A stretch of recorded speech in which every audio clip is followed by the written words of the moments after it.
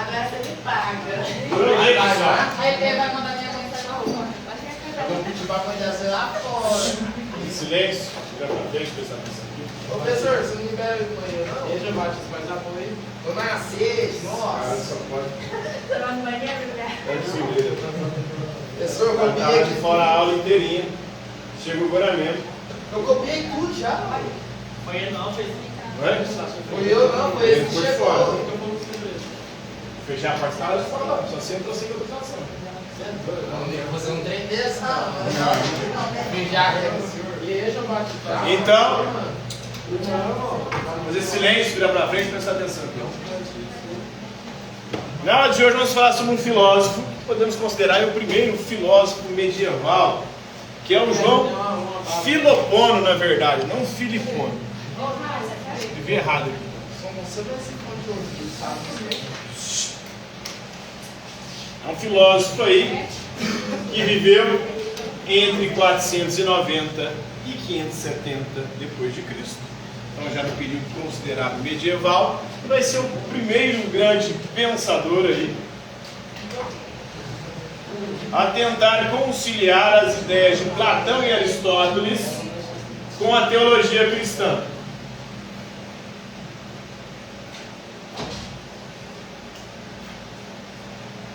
Ele vai desenvolver alguns conceitos. Primeiro ele vai criticar o neoplatonismo. O que foi o neoplatonismo? Em grego significa novo. Platonismo vem de Platão, filósofo grego da antiguidade. É uma nova interpretação de Platão. O que ele vai criticar no neoplatonismo? O conceito de emanação. E ele vai defender o conceito de criação. O neoplatonismo dizia que tudo que existe emana do Uno. O Uno seria uma espécie de Deus. E de Deus saiu tudo que existe. Emanou. Diferente da criação. A criação cristã, galera, se vocês vieram para a sala para poder encher o saco e atrapalhar minha aula, vocês podem vazar.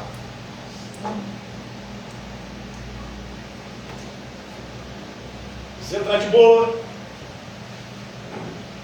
Estou tentando aqui fazer o meu trabalho. Quer explicar a matéria? Se não há colaboração, não tem condição.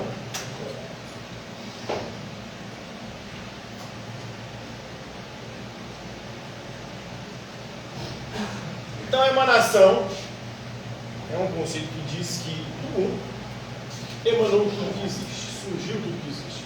É diferente da perspectiva cristã, que é da criação. A criação do cristianismo defende a seguinte posição: Deus criou tudo a partir do nada. Então, do nada, tudo foi feito a partir de Deus. Que é problemático também. São dois conceitos distintos. Aqui vem do Uno. O Uno que seria uma espécie de Deus, mas um Deus completamente diferente do Deus cristão. Porque o Uno, tudo sai do Uno. Não é o carro.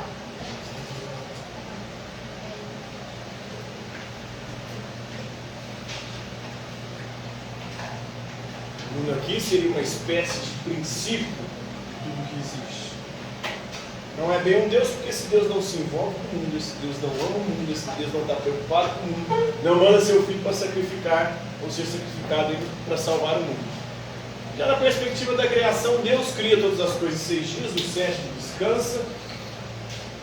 Ele cria o primeiro homem e a primeira mulher que pecam, são expulsos do paraíso, e aí tem um pecado original. Agora esse pecado precisa ser redimido. Como é que esse pecado vai ser redimido? Através da salvação que vai ser intermediada pelo Filho de Deus, que vai ser enviado ao mundo. Então são duas perspectivas distintas. O neoplatonismo defendia a emanação, os cristãos defendiam a criação.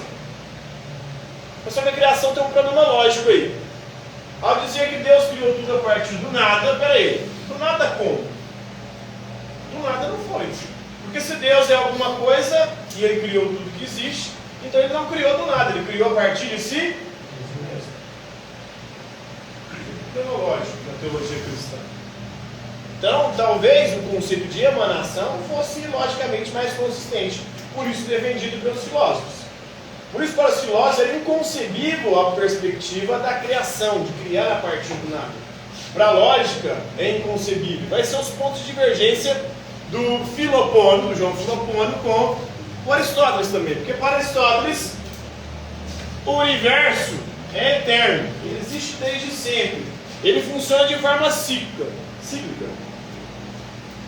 Ele nasce, cresce, reproduz, morre, depois renasce, cresce, reproduz e morre, e assim infinitamente. Ele não tem começo nem fim. Na perspectiva cristã, nós temos uma perspectiva linear. Nós temos a criação de Deus, no auge aqui veio Jesus Cristo para salvar a humanidade, e no final nós teremos o Apocalipse, o fim dos tempos. Os gregos pensavam de forma cíclica, os cristãos de forma linear. O universo teve um princípio, vai ter um fim. Então são alguns pontos de divergência com o neoplatonismo e também com Aristóteles. Ele vai defender que razão e fé são complementares. Lembrando que no início do cristianismo, os primeiros teólogos, eles não aderiram à filosofia grega, à razão, porque acreditavam que a razão grega deturparia a fé. E que o princípio bíblico não é o princípio de compreender Deus com a razão, mas com a fé, porque Deus seria absurdo. Credo ut absurdum, né? Eu creio porque é absurdo. Se fosse lógico e racional, não precisaria de crer. Eu seria convencido pela razão. A fé é justamente você acreditar naquilo que você não pode compreender, naquilo que você não pode provar. Porque se puder provar e compreender, não é necessário mais fé. Se a ciência provar que Deus existe, não é preciso mais fé, porque já aí é algo provado, comprovado, racionalmente e empiricamente. Para ser científico precisa ser também empiricamente, ou seja, provado com os sentidos. Ele vai defender que as duas são complementares, apesar de que muitos teólogos discordavam, mas Agostinho e Tomás de Aquino vão defender que é possível haver uma conciliação. Ele vai ter uma interpretação da física diferente também do Aristóteles. Primeiro, de que o mundo não é eterno, o mundo teve o início, vai ter o fim. Outra coisa, ele discorda de Aristóteles em relação ao movimento. E ele vai defender o conceito de vácuo. Para Aristóteles, o vácuo não existe, é impossível.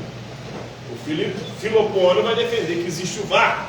Esse conceito depois vai ser muito importante para o Galileu. O Galileu, na sua lei da queda livre dos corpos, ele vai mostrar como o vácuo, ele existe. Ele é importante na física. Por que o vácuo é importante na física, vocês sabem?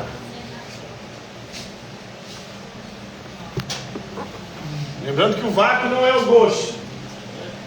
Não é deixar as pessoas no vão. Se eu soltar esses dois objetos aqui de forma simultânea, qual que vai cair primeiro? Por quê?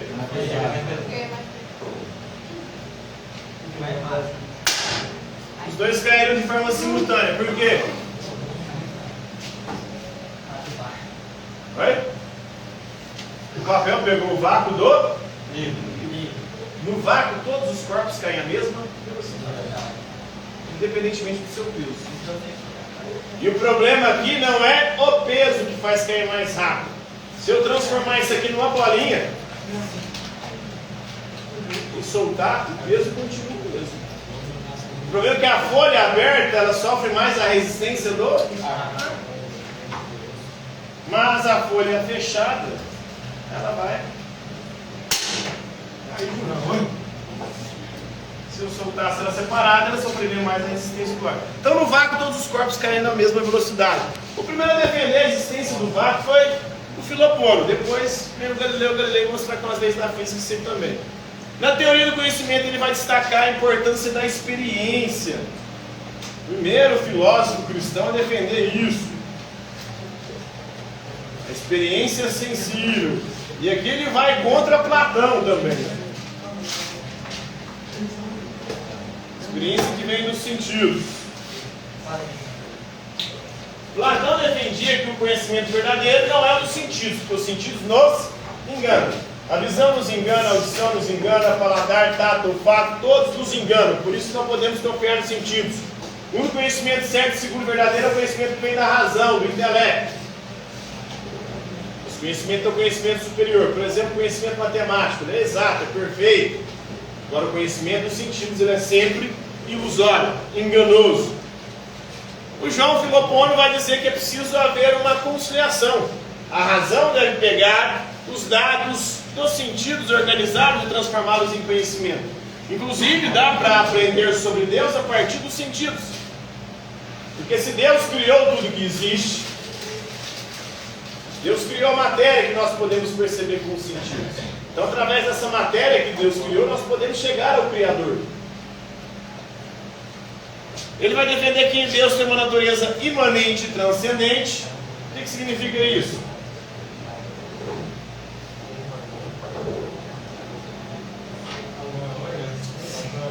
Que Deus, Ele não está no mundo, ou seja, Ele não se identifica com o mundo, na verdade, mas Ele age sobre o mundo.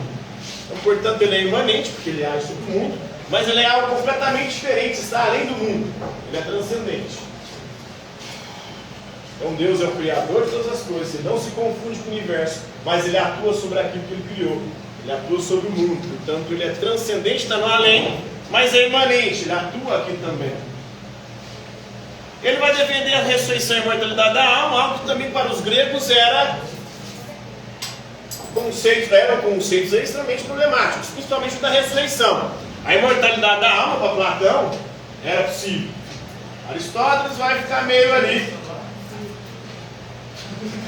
cabreiro nesse aspecto. Ele vai defender que existe uma alma do universo, mas ele não fala de uma alma individual. Platão fala de uma alma individual. Quando o nosso corpo morre, a nossa alma migra para outro corpo, uma espécie de reencarnação. Realmente em psicose.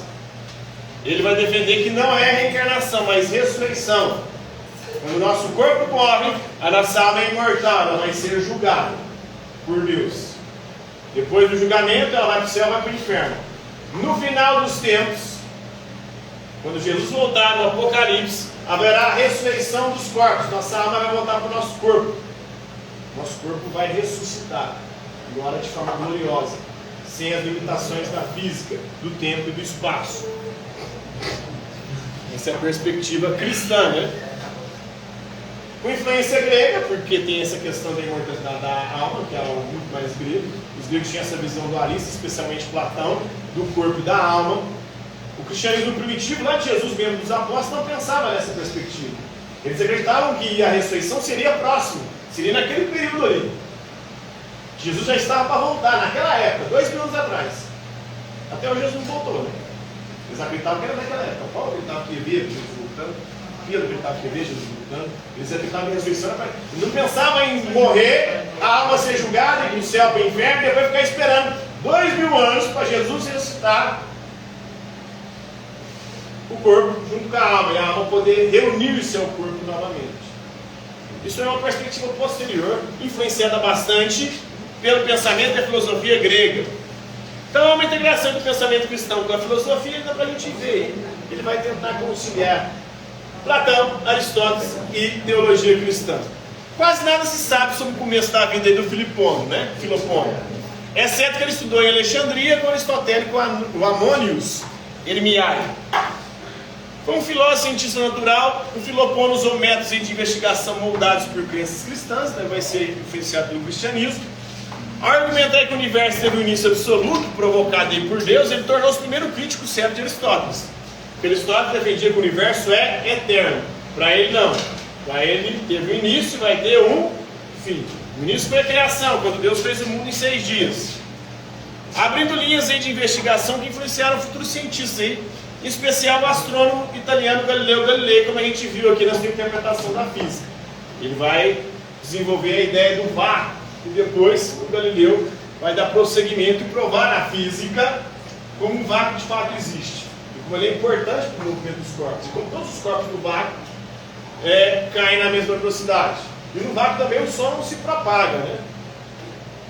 Ele era popular em seus colegas filósofos, né? Por isso ele desistiu da filosofia. Ele voltou-se para a teologia, mas aí causou treta também na teologia. Porque a teologia cristã defende que Deus é um só, mas um só Deus em 3 pessoas. Pai, Filho e Espírito Santo. É o mistério da Santíssima Trindade. Ele vai falar que não. Não é um só Deus em três pessoas, mas são três deuses diferentes. O Deus Pai, o Deus Filho e o Deus Espírito Santo. Três deuses distintos. Causou novamente controvérsia ao sugerir que a Trindade não era um, mas três deuses separados. Aí seria não um monoteísmo, mas um triteísmo, né? Três deuses. O Pai, o Filho e o Espírito Santo. Então por hoje é isso aí, galera. Compreenderam aí?